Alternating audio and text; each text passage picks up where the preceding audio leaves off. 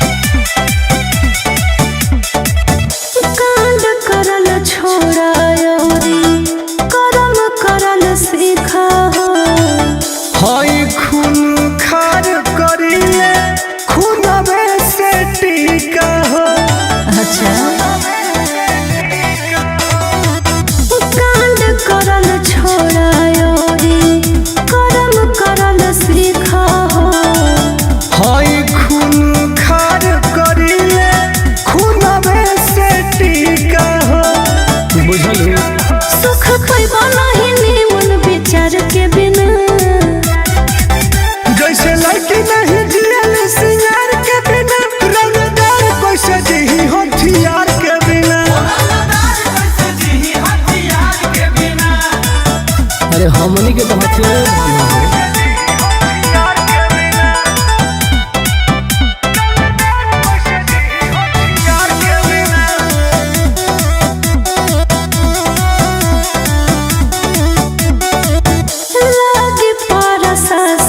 पीछा बाला जाने बागी हो।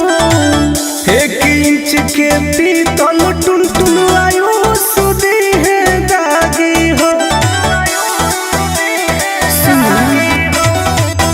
लागे प्रशासन पीछा बाला जाने बागी हो। 1 इंच के पीतल टुनटुन आयो सुदी है दागी हो। बच के रहा।